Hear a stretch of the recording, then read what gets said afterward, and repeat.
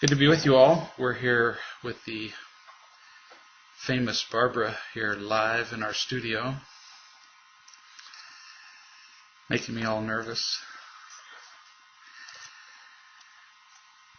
Our first viewer says, I've been struggling with a couple of issues with my kids. My first reaction is, if you're only struggling with a couple, then you're doing better than most of us. First is helping them to enjoy chores and actually get them done.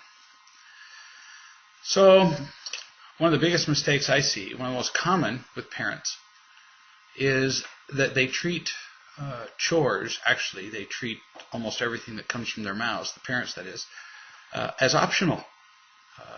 They tell their children, well, you know, it'd be good if you, whatever. You vacillate with a kid, even a touch, a twinge, a slight hesitation in the brow, the face. And if it's something the kid doesn't want to do, what do you think he's going to do? If you're vacillating, the kid's going to go, well, let's see, Mom's not really sure, so tell you what, I will leap like a wild animal on her uncertainty. I'll play on it, and I'll end up not doing it. Or I'll just ignore her. And that's what they do. And so then when the kid ignores what they're being told about their chores, the parent usually doesn't do anything. I was in a parent's house just a few days ago, and the mother said to the child, now get up and go do something, can't remember, something in the kitchen. And the kid just sat there. And the mother said, now I told you to get in the kitchen. And I'm sitting there, I'm falling on the floor laughing, trying to be calm and not laugh at the mother. And the child's just looking at the mother as though the mother were not speaking. You could just see this little look on the kid's face like, what? What are you saying to me? And the mother just kept telling the child to get in the kitchen. I'm astounded at this. It was like a little game that they played all the time. You could tell they'd done it many times. They were quite familiar with their roles. And then eventually the mother said, now you get in there. Don't you make me get the belt. And I'm thinking, you're not going to get the belt. And the kid knows it. Well, she said it a couple more times. I'll be darned if she didn't actually go into the next room and get the belt. And with me sitting there, she gives the kid this little token like touch, you know, with the belt. And he wails appropriately. I mean, he hardly felt the thing. But now here's the crack up. The kid never went in the kitchen. And she said, now that'll teach you. And the kid sat there, and what it taught, she was right. It did teach him. It taught him that he never has to do what she says. And she'll fuss and fume and threaten, may even bring the belt in the next room, which I'm sure was mostly for my benefit, to impress me with her, stern command of the situation. But in the end, the kid didn't do spit. And that's what we teach our kids. It's not an option. Here are your chores. And the world stops until you get your chores done. Try that on a farm. Try saying, oh, well, I meant to milk the cows, but I just didn't get to it. Excuse me? You have to get it done. And the same thing should be true with any responsibility that we assign. And you assign it not as a favor to you. This needs to be very clear. Many parents are like, well, now, please do it. Please? No. Now, part of living in a family where you have a roof over your head and food to eat and clothes to wear and so on is that you participate in that maintenance process. So you just do your chores. No guilt, no threatening, you just do. That's what you do to live here. And then you have to give them a time for completion. You can't tell a child, clean your room. Well, what do you think the kid's going to be thinking? He's going to be looking for every imaginable loophole. They become legal scholars when it comes to executing their chores. Well, you didn't specify when I needed to get it done. Well, the kid's right. Parents give idiot instructions. I mean, there's nobody in a construction plant who's going to say, okay, look, we need to build this plane or this car, this whatever, and we'll get it done, when y'all get to it. No, there's a time, and that's what you have to tell the kid. You have to have your room cleaned. so that when I look at it by 6 p.m. on any particular day, it'll be done, or whatever the circumstances might be. And then explain to them that chores aren't just a burden. We explain to a child that chores are just part of living in a house. It's just part of the privilege of living in our home. But they also confer upon you a certain honor, a certain freedom. Once you get your chores done, you get to do whatever you want to do. In our house, the kids hurried up and got their chores done because then who's going to nag you? I had a mother brought her kid in once, and he wouldn't do any chores, and I pulled out a 3x5 card. And I said, what do you want him to do? And I wrote it down. I don't remember what it was. He had to do A, B, C, D after he got in from school. And I wrote down those things, and I handed it to the kid, and I said, now, when you get those things done, do you think your mother's going to nag you to do them? No. Parents don't nag children to do things that are finished. I said, hello? So you get these done, and you hand the card to her, and essentially this card says, shut up. You don't get to nag me about anything. I said to the mother, is this clear? Is this okay with you? She said, that'd be great. So literally from that day, the kid went home, he'd complete the tasks, and he would hand the card to his mother. Now, he didn't say shut up. I don't recommend that as, a great way to teach courtesy. But he would hand the card to her, and from then on, she never asked him, have you this, have you that, you can't go anywhere because you... No, it's kind of like a get-out-of-jail-free card. You can also show kids faster, more efficient ways to do jobs. Often kids put off a job because they think it's burdensome. If you can show them a way to do the job twice as fast, now you're like helping them. They kind of dig that. And occasionally you might even chip in and help them do their chores, but that should not be something that they count on doing. Lots of things we can do to make chores enjoyable.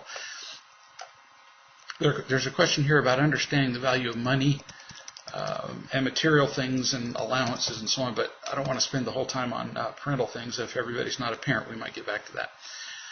Next viewer says, over the holidays, my mom came down and stayed with my husband and me. Overall, everything went really well, thank goodness. I can just hear that.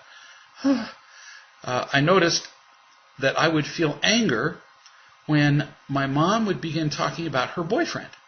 When she talked about him, she would go on and on about how smart he was or how great he was. Now, I'm glad for her, but I just got tired of hearing about him and all his wisdom and greatness. She would find a way to bring him into the conversation when it had nothing to do with him. Well, two things to consider.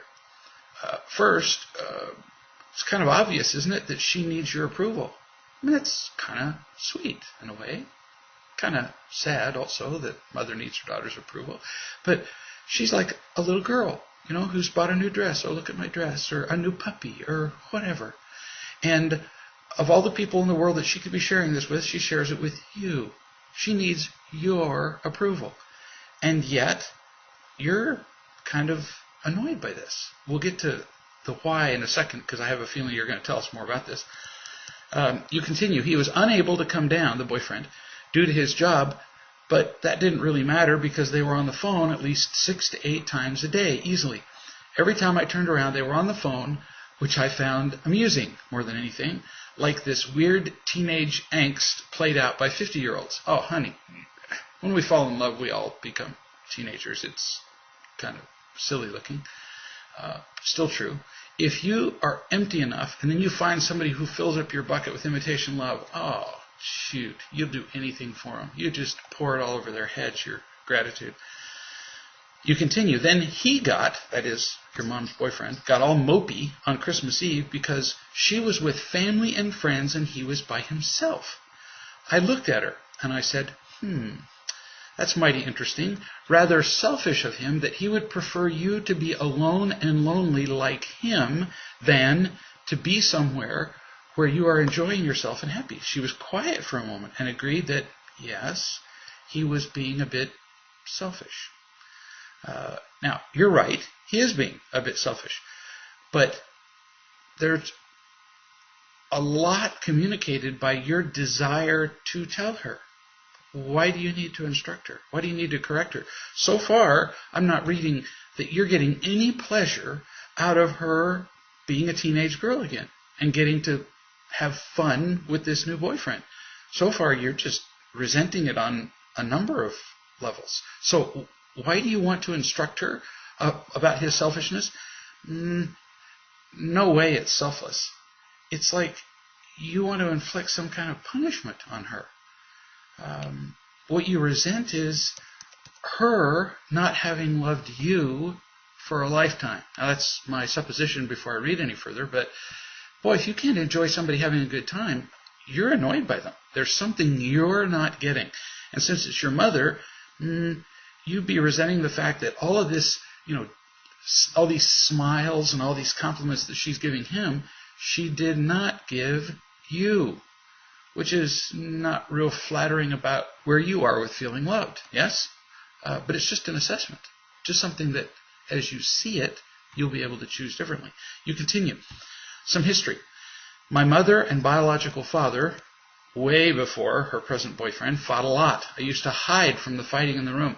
My mom would attack my dad, and he just withdrew. One time, she chased him into the bathroom with a butcher knife, and he locked himself in there.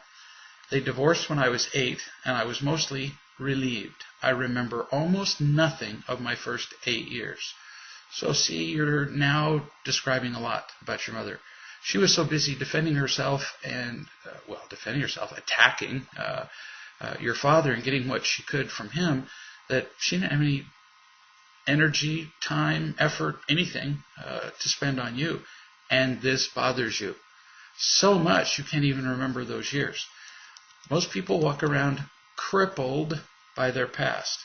And so far, that's what you're saying. That's the thing you're saying the most in all of this. It's not about her. It's not about the boyfriend. It's about you. It's about how you feel crippled by what you didn't get. You continue. Then she dated a lot. That's after your biological, her. She dated a lot, being your mom. And after she left him. Always, and there were men always around. When she met my stepdad, we'd stay with him on the weekends, and she'd leave me blank checks that were signed so that I could order pizza and whatnot. So your mother abandoned you at an early age. She wasn't there for you with your father. Now she's not again with you with your stepfather. She would come home and find us in trouble. One time she came home and found me and my boyfriend in bed together when I was 13. So you were just dumped. You were just left to fend for yourself. For 17 years, she struggled to get my stepdad's attention before he died. I moved in with my boyfriend when I was 13. I was like a wild animal that would rip your face off if you tried to control me or make me do something that I didn't want to. And I might add, possibly willing to rip your mother's face off because she's not giving you what you want. I remember when she tried to punish me for something when I was 12, and I looked at her, I laughed and said, "Oh, so now you want to parent me. Well, you're too late." So you're using this opportunity of your mother having a good time to get your point across, to not enjoy her fun. Sure, it may not be real love, but honey, she ain't asking you for the lesson. Just enjoying the fact that she's enjoying the attention of another person for a change. You want to pay her back. And I'm not telling you not to. I'm just saying we have to look at what you're doing. I guess overall my relationship with her has been pretty neglectful. She's pretty much ignored me all of her life. She's been abusive to my father. She spent time with my stepdad. She was a major shopaholic. Just goes on and on. So no doubt why you'd resent her now, is there? Here, after all those years that she made you suffer, she dares to have fun, and you're going, the hell you say? I mean, you're going to get her.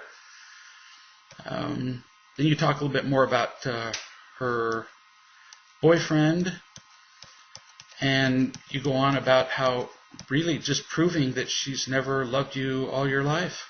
She's been absent.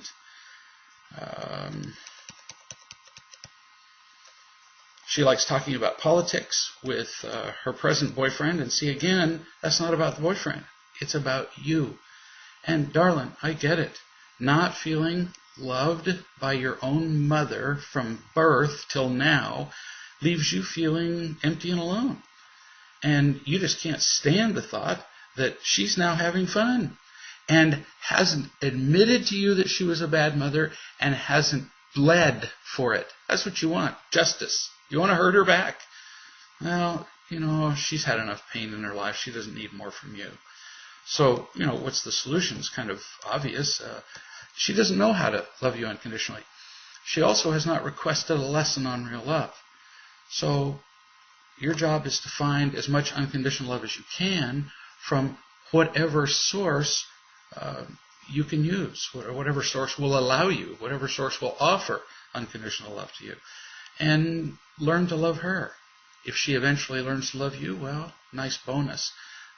But it's not going to work to have you pounding on her head and saying, how dare you have fun after all you've done to me. Here's a viewer who says, I've been listening to a recent video chat, and you are answering a scenario where a woman has a friend who's being very demanding of her, and she was feeling that she didn't know how to meet that woman's needs and still take care of herself. You said how sometimes people have said to you that if I don't give them more, meaning me, they'll kill themselves.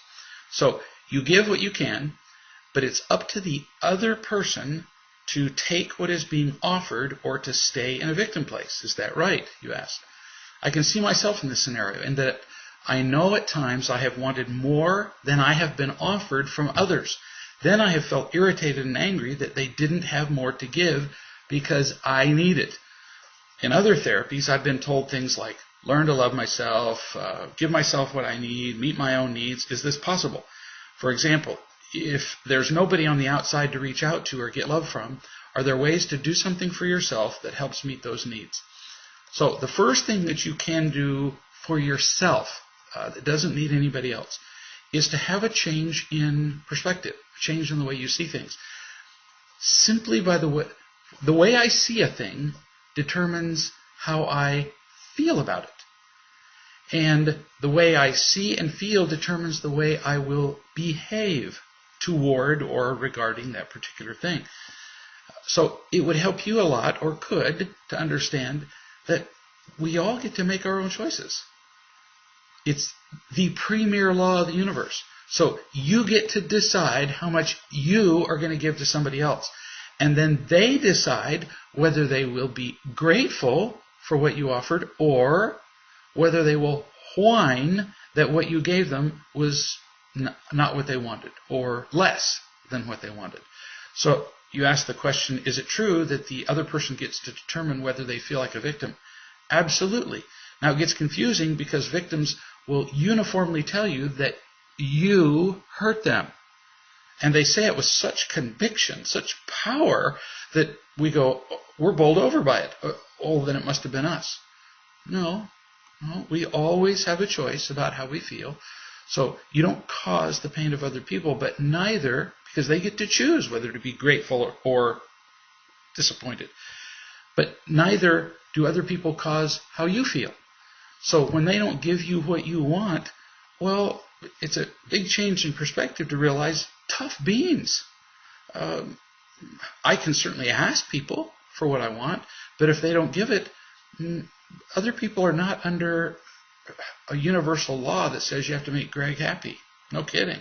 That was very disappointing to learn. And so they don't have to give me what I want. And we only become angry when we believe that they do have to. So this change in perspective is huge. If we were able to keep that perspective, that other people get to make their own choices, we would never become irritated. Clearly, we forget. And the most common reason that we forget is not because it's a difficult intellectual principle, it's pretty easy, but because we get empty enough. You get empty enough, you'll reach out and demand what you want from anybody passing by, and you'll feel justified in making those demands because you are in pain. And how could anybody possibly refuse to give you what you want when you're in pain? Well, because some of them are in pain too. Because they don't see you clearly. Because they don't want to. They don't even have to explain to you why not. It's really not our business. So we need as many people as we can who are capable of being unconditionally loving so that we don't try to suck any one person dry. That's another reason why it is enormously useful to develop a relationship with God, or whatever you call God, higher power, Allah, whatever. But having that spiritual connection gives you the ability to tap into a universal and infinite source of unconditional love. The people who have that do far better than the people who don't. Next viewer says, a close friend of mine is feeling incredible pain around her marriage. She and her husband are unable to act lovingly toward one another. When they get into a fight, which is often, her husband then gives her the silent treatment for a few days. I've told her some about real love recently. I'd like advice on the best way to help her to repair her marriage. I asked him if he thought they'd want coaching from you, but he didn't respond. Happiness is our entire reason to live. And yet, I talk to people all the time who are miserable, and I say, well, so let me make some suggestions. I suggest you read some books. I suggest you get a coach. I suggest you do whatever it takes to introduce this possibility of happiness in your life. And the response I often get from people is, well, I'm so busy with my business. I'm busy with the kids. I'm busy mowing the lawn. We're utterly occupied with doing things and miss out on, well, the entire reason to do those things. All that things are avenues, vehicles through which we can practice being loving and practice feeling loved. And if we miss the point of it, well then, why do a thing at all? I've known many men and women who spent their entire lives accomplished, succeeding in doing many things, and yet they're miserable because they haven't attended to this thing. So, if she were my friend, I would say, are you happy? I'd keep it very simple. Many people will say, well, okay. No. I mean, when you're all alone, when you're looking down into those places that you don't talk about in parties, do you feel contented, satisfied, peaceful? Well, she's going to say, no. Are you satisfied with your relationship with your husband? No. So, could there be anything on the planet more important than you're achieving those qualities? Peace, contentment, happiness, good relationship. Anything? No. Then, if you're willing to drop everything else and make that pursuit the number one priority in your life, you can find that happiness. Otherwise, you'll keep putting it off, and you'll get to the end of your life and you will have failed in your primary purpose. Your pick. But because I care about you, I'm telling you this. Other people won't. In fact, one of the biggest reasons that people have the friends that they do is because those friends will collude with them in the game that they're playing. So if you're somebody who has been raised to trade imitation love, what kind of friends do you think you'll have? Imitation love traders. And so here you are with these people trading imitation love, and if you were to suddenly say, I wonder if I'm living my life right, what do you think your friends are going to tell you? They're like you. Yeah? You're doing such a nice job. You're so accomplished. You do so many things, they'll say. Well, we don't need that kind of friend. We need to associate with people who can point out what we really need in order to be happy. If you addressed your husband and he just didn't answer, I would stand there and go through these questions with him. Do you really want to be happy in this life? And if you do, are you willing to pay the price in time, effort, resources, and so on to achieve the greatest goal of life? Because if you're not willing to commit the resources, saying that you want it's kind of meaningless. And that's all you really need to offer to your friend. But you need to not offer it in a weak kind of, okay, if you don't want to do any, tell them. If you're a caring friend and your friend has cancer and you're the only person who has the diagnostic test to assess that, you find your friend has cancer, would you say, well, you have cancer, but it's really nothing to worry about? No, you wouldn't. If you care about a friend, you'd say, you have it, it's going to kill you. I'll drive you down there. Let's do something about it. Same thing with real love. Now, you can't make somebody do it, but you can at least state with clarity, this is going to save your life. And it's not worth continuing to live without it, as countless millions and now billions have proven. This next viewer says, a dear friend of mine is in a painful marriage, just like the last one. She and her husband have zero emotional or physical intimacy. They've been married for 11 years, have 2 young children, 4 and 8. After a fight, her husband gives her the silent treatment for several days, which causes tension in the house. Her husband doesn't seem to be willing to talk about his feelings or the state of their marriage. Pretty common. They basically coexist. They survive. It breaks my heart because my friend's a vibrant woman who deserves more. He is also a binge drinker. I suggested to my friend that she send you questions to answer during the weekly video chat, but she's concerned about her privacy. She's afraid that if she sends emails, her husband will find them, and she claims that he would then never forgive her for talking about their marriage problem to anybody else. Well, tough. Here's a lady who's dying. I mean, emotionally, spiritually, this lady is dying inside. And clearly, he has no better plan to help him, her, the children, or the family be happier. He has no plan at all. So there isn't a single thing that she could do that would be worse than death, which is where everybody is now. And I've seen this situation many times. And it is. It's usually the husband who says, you can't talk about our marriage to anybody else. And I actually will, over the phone, dictate a script for these women to say to their husbands. So I'll just make one up as we go. But I would recommend that she say to him, I understand that you would worry that I would be talking about you. That's not what I do. I may parenthetically mention you just to establish kind of a context for the conversation, but our marriage has been awful for a long time. Of that, there is no doubt. I'm not a good mother. We're not parenting our children sufficiently. We're not happy individually. We're not happy as a couple. And that's intolerable. So I'm willing to do whatever it takes to bring more happiness to me so that I'll feel more love, so that I can love you better. And I will, not might, I will talk about myself and occasionally our marriage, but just secondarily, to people who can help me see what I'm doing so that I can change it, so that I can love you better. That's why I'm doing it, to help us to be happy, not to talk about you. And if you want to sit in and listen in on the conversations I have, please let me know. I'd love to have you hear what I have to say and what I'm learning. In all the times that I've been doing this, I don't think I've ever had a husband come back after that kind of description and say, no, you can't talk to somebody. I don't think that's ever happened. And if it did, I would still recommend to her that she do it.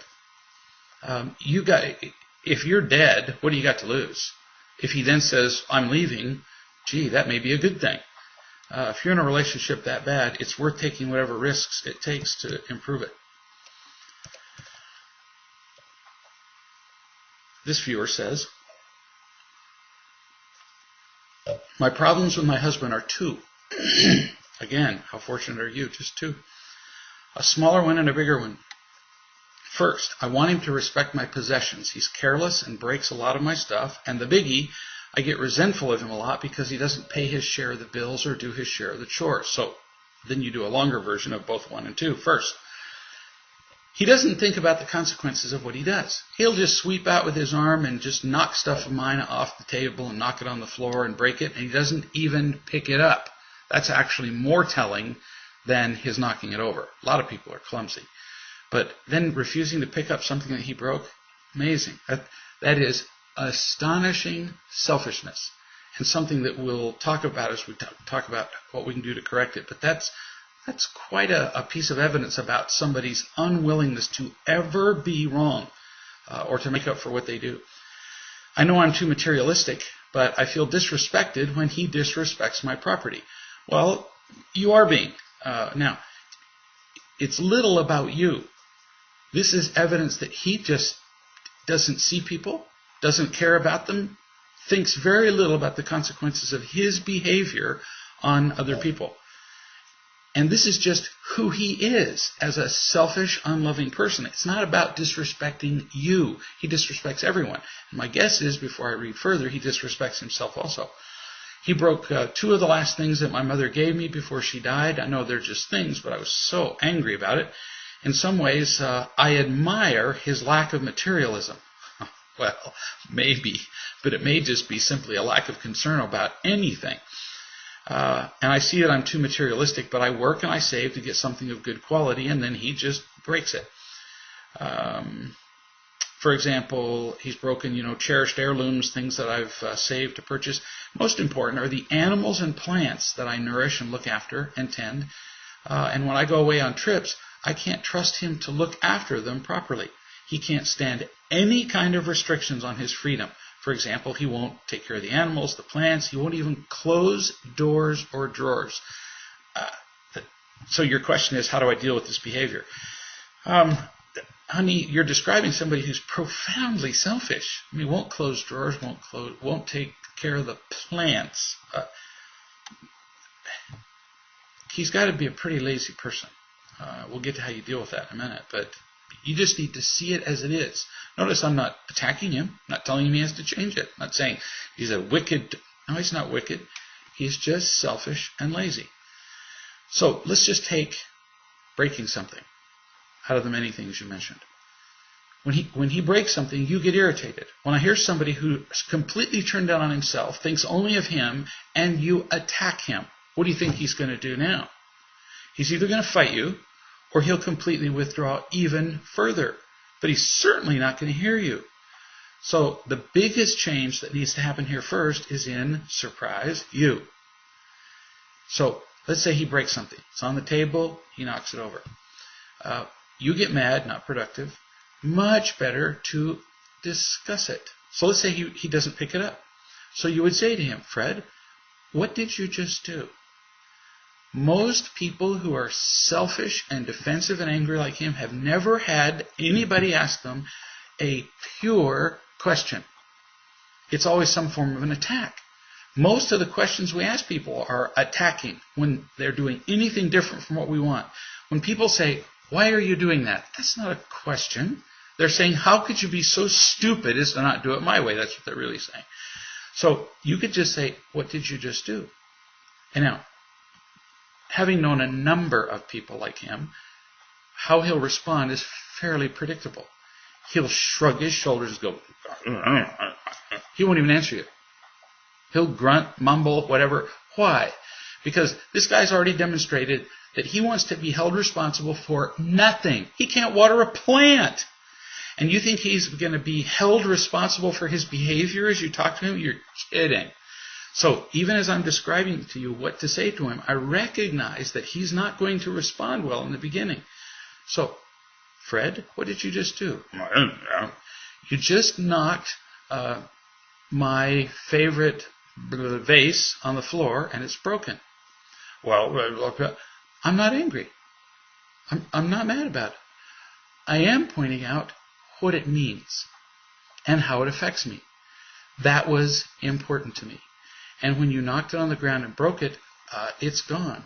I don't have another one to replace it with. There's not a backup in the drawer.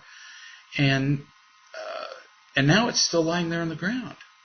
So, A, you've told me you don't care that you broke it. B, you're telling me you don't care that there's broken glass on the floor. So I'm asking you, what do you plan on doing about the glass on the floor? You just ask him.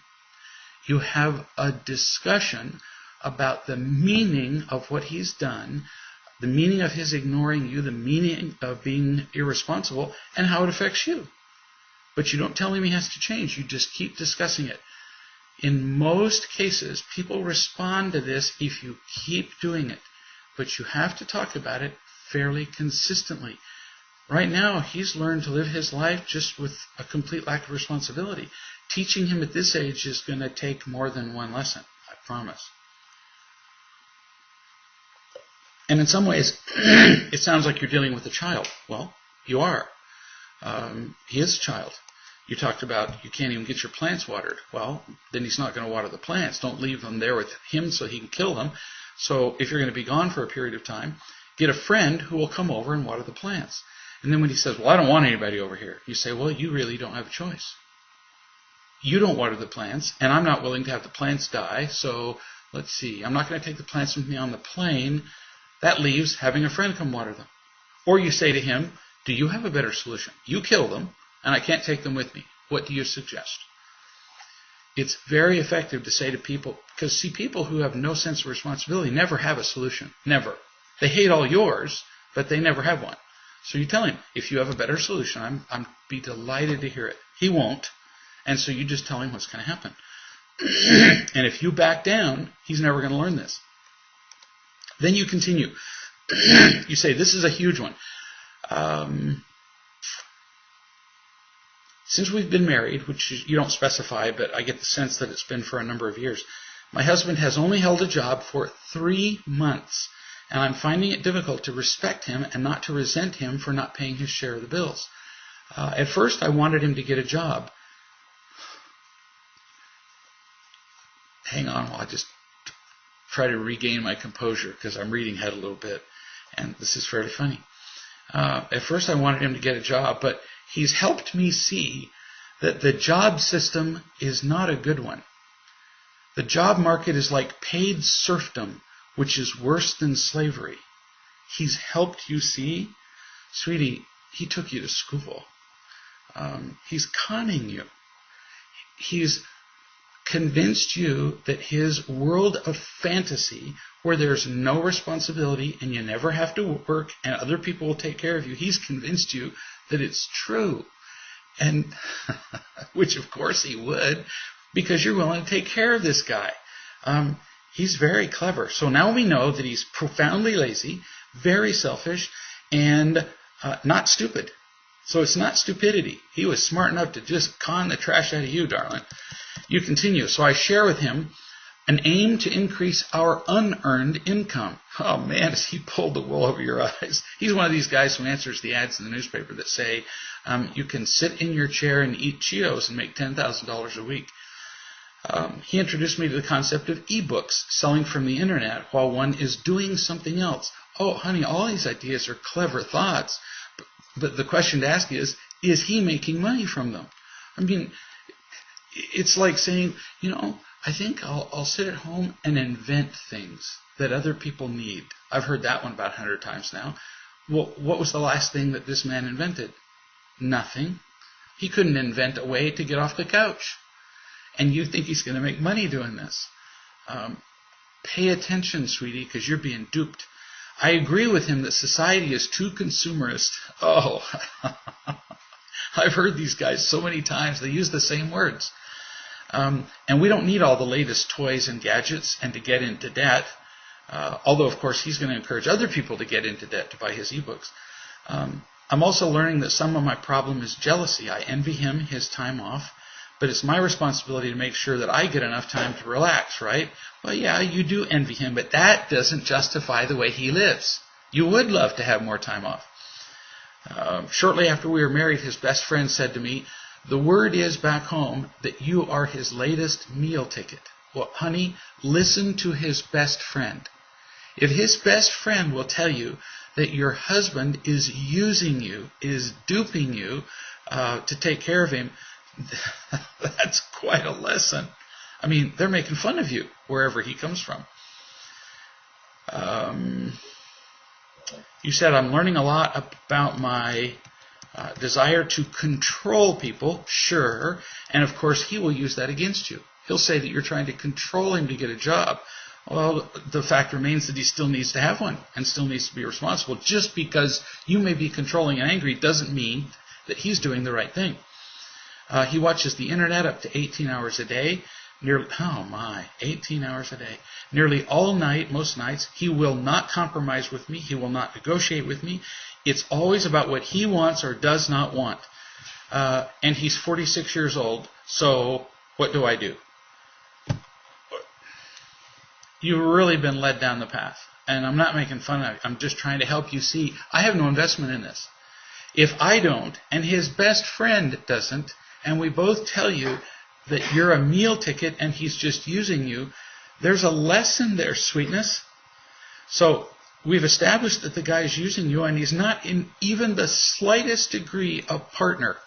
Now, you're married to him, so in name you're partners, but what he's done is he's taken the marriage contract and he's taken half of it. The half where you say that you'll love and support him, and the other half where he says he'll love and support you, he says, well, what? Just like the little child I was describing whose mother said, go into the kitchen.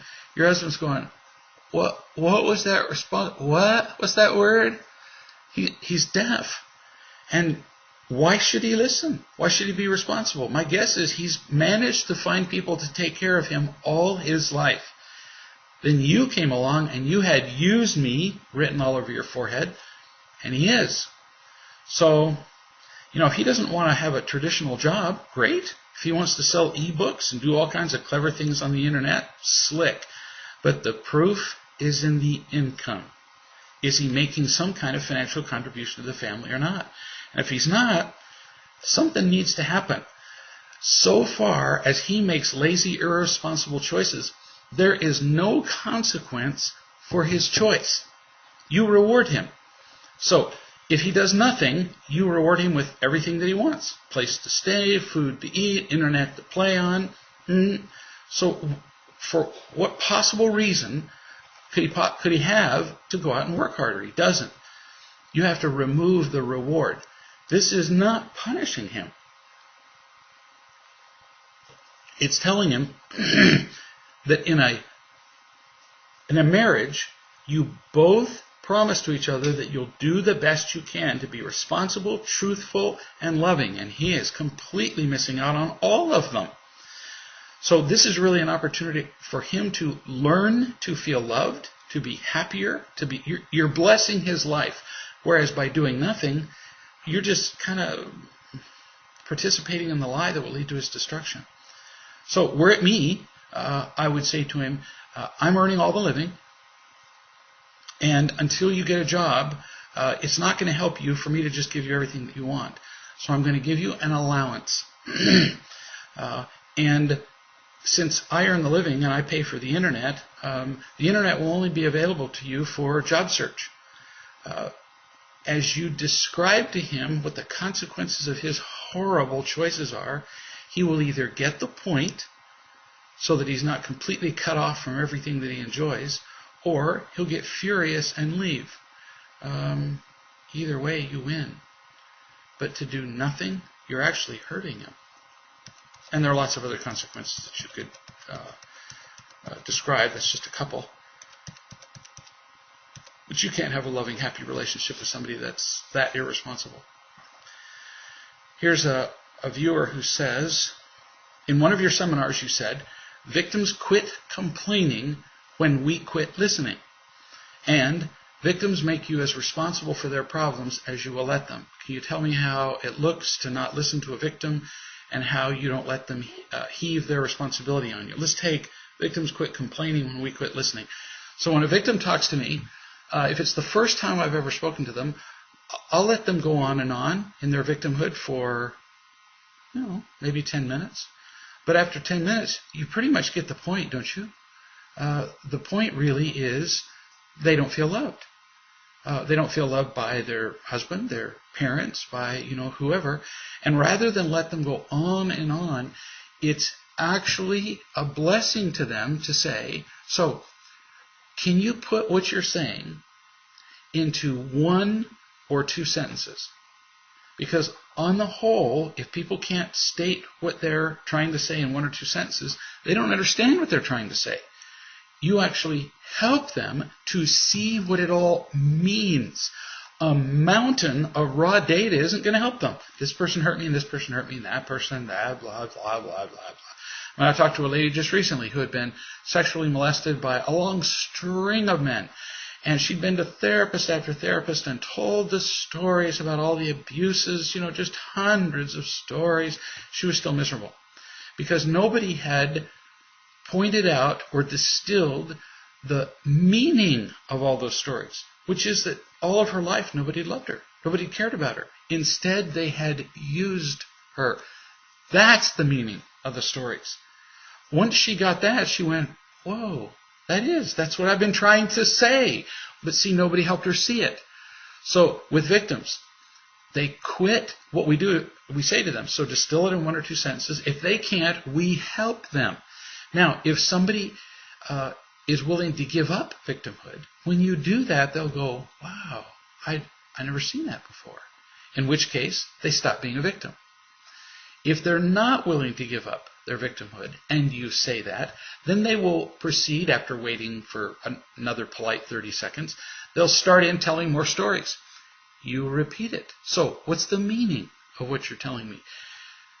They will either change and learn to see themselves and tell the truth and begin to feel loved, or they'll be annoyed with you because you don't listen endlessly to their stories, and they'll leave. You win either way. At least they're not a victim with you. At least they've now had an experience with what it's like to be genuinely listened to. Because the most effective listening isn't longer listening, it's better listening. Listening to meaning is far more important than listening to mountains of complaints. And then you also said victims make you as responsible for their problems as you will let them. Victims routinely approach conversations with other people by saying, you, whatever. You did this, you were the blah, blah, blah. I talked to a mother just today, and she said that her adult son, every time she gets with him, or a lot of the times she does, he's just abusive and ugly and tells her she's terrible and ruins his life because she does little stupid things like asks where the car is that she loaned to him. I mean, imagine what a rude thing for her to do. She's contributing to his upkeep, and so she asks how he's doing with job search. And when she does, he just hits the roof and screams and yells and fusses and doesn't, much like the husband of the lady that we talked about earlier, who's 46 years old and is on the internet 18 hours a day. He certainly doesn't want to be held accountable for his behavior. And so this mother's going, oh, so what do I do when he, erupts? Oh, simple as pie. He's claiming to have been victimized by you, I said to her. And, when he was a kid, you did do a lousy job of parenting him, so he was victimized by you. That was then, and this is now. You don't have to keep paying on and on, pint after pint of blood, because of mistakes that you made in the past. So what you need to do now is, the instant he opens his mouth with any energy, that's how you tell the difference, whether somebody's being a victim or not, he opens his mouth and says the word you put your hand up and you stop him right there. And you say, no, you're way too old to be blaming me for how your life is going now. I've taught you enough principles that you have an opportunity to completely change your life around, but you would have to be responsible for your own choices. So you have to stop him immediately when he goes to be a victim. And much like I described in the previous example moments ago of how to deal with a victim, if you do that immediately, either they will get the point and quit acting like a victim, or they'll leave you. They'll quit telling you their stories. Either way, you win. Here's a woman who says, my mom has an issue. She lives in Sweden, and she's a cook at a daycare center that the government runs. A Muslim woman just started an apprenticeship there, and the woman is fussing about how she wants all of her meals prepared halal, which means prepared in the way sanctioned by Islam. A Muslim is a person. Islam is the religion that a Muslim practices. That was just a little parenthesis. Then you continue. But the rules state only that kids will get special nutrition if they have an allergy. There's no special provision made for the adults who work there. So why should they have to follow special dietary rules based on some imaginary friends, parenthesis, like Allah? We'll get to this in a second, but calling Allah an imaginary friend won't make you a whole lot of friends in the Muslim community. And this woman will grow horns if she eats pig. In modern Sweden, we know that the head will not grow horns if you eat pork. honey, we'll get to this in a minute. I would recommend at this point, until you learn a few things, that you not go to Sweden and be your mother's advocate with this woman. My problem is that it's almost like her colleagues are afraid to be called racists if they tell the woman she has to bring her own food whenever there's pig on the menu. And this kind of thing goes on in Sweden all the time. The refugees and their Muslim culture cost the Swedish taxpayer a lot of money. In my way of thinking, we are subsidizing a medieval way of thinking and behaving. It's leading, amongst other things, to the fact that the neo-Nazi party might well this year enter the parliament in September. So I want to think about this in a way other than the us and them thinking. So we all know that victimhood is crippling. People who feel victimized, they can't be happy. They stop their own progress, and they do almost everything within their power to stop the happiness and progress and growth and love of everybody around them. They destroy everything that they can in the hopes that it will bring them some measure of brief relief, power, sympathy, whatever. So let's look at the Muslim lady first, because you introduced her first. Victims want everybody else to be responsible for them. So if we were to start preparing special meals for this Muslim lady, then we'd have to be preparing special meals for the Mormons. We'd have to be preparing special meals for Orthodox Jews, Seventh-day Adventists, vegans, fruitarians. It just goes on and on. You see? It would be endless. If there were 50 adults, there'd be 50 separate meals prepared for these people. And my guess is that that would be just inordinately expensive for this, daycare facility. So were it me, I would suggest to the woman that the daycare center was set up for the children. I wouldn't make it about her religion. It's set up for the kids. If adults have special needs, we simply don't have the facilities to see to all of them. You would be just one of many special groups. So we'd be happy to give you a sheet that details what's going to be served on each day of the week. And if there's something that is not halal, then you can bring your own food. But there it is. And I would present it to her not as a discussion, but there it is. Just like I was suggesting earlier, when you're teaching responsibility to a child, if you vacillate, if you waver, if you feel guilty, you're dead.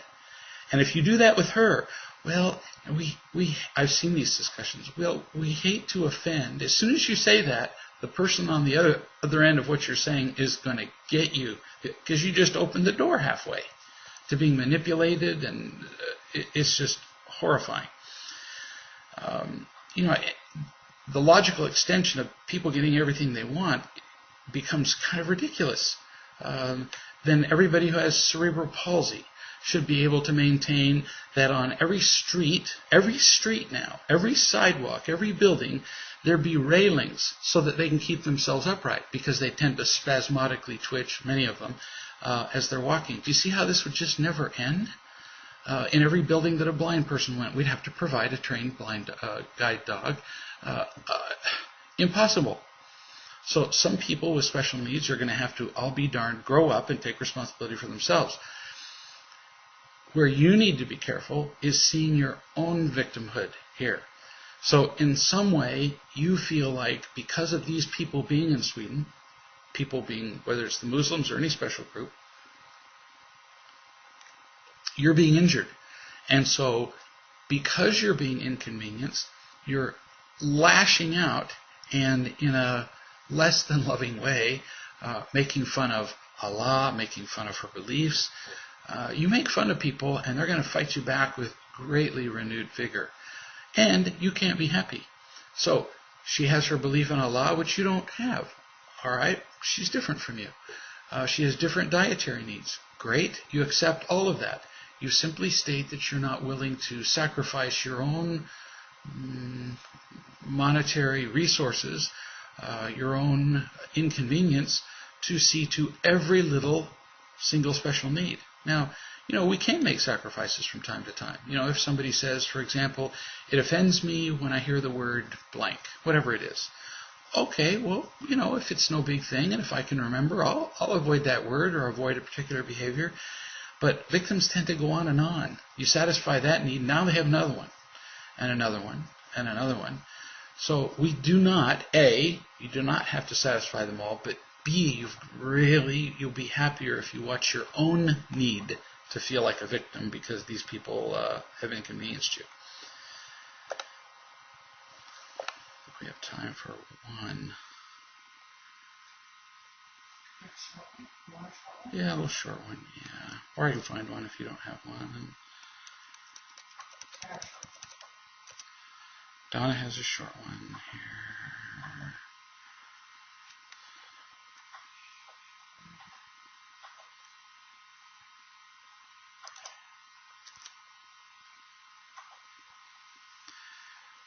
This viewer says, I don't know if this counts as real love stuff, but I'm starting a new job and I'm feeling really nervous. It's a tech job, sales job, and I'm not very good at tech stuff, but I do have 20 years of sales experience. I'm at training right now and I feel like people are speaking Chinese. It has a lot to do with real love. When you can remember when we were kids in school, the teacher would ask a question and nobody would raise their hand, even though many people knew the answer. We are afraid to look stupid. We're afraid to make mistakes. We're afraid to be seen as inferior, flawed, unskilled, whatever, because then we'll be less than, and then we'll not be worth loving. So that affects us even at job training, like you're experiencing now. If you get enough love and support from people that you say, I'm getting job training, and I'm actually, compared to some of the people in the class, I'm kind of stupid. There are many people in the class who get this tech stuff. I don't. There's nothing like being loved while you're stupid. So don't sugarcoat it. You go, I'm dumber than some of these people about this stuff, and I'm probably going to need some help. Whoever you're talking to doesn't even need to give you a recommendation as to what you should do. They'll just love you, just accept you. Then as you feel accepted while you're stupid, while you're deficient, while you don't know something, you will come up with solutions as to how you can overcome this. And if not, you can always ask people, do you have recommendations? And then they may say things to you like, well, who's the smart kid in the class? And you say, it's that annoying Fred. He always has all the answers. Well, get Fred's home phone and ask Fred if he'd be willing, when you come up against a wall, if he'd be willing to meet you in the library, stay after class and explain some things to you, help you get caught up, whatever. There are lots of ways that you can approach the problem. What matters most is feeling confident enough, peaceful enough, which comes from feeling loved, to be able to ask the questions in the first place, to be able to, when we're afraid of not being lovable, when we're afraid of being inferior, afraid of making mistakes, our fear alone will render us deaf and blind. And you won't be able to learn as well when you don't feel loved. So yes, it really is a real love issue. Find some people to accept you around this and it'll get a lot better. So I think we've gotten to the end of our questions today. Appreciate you all being here with us as usual. Look forward to seeing you next Tuesday, at which point hope to deal with some of the questions that we did not get to. If you have some new ones, please send them to me at greg@reallove.com. And between now and then, remember, as usual, that it's always about real love. See you next week.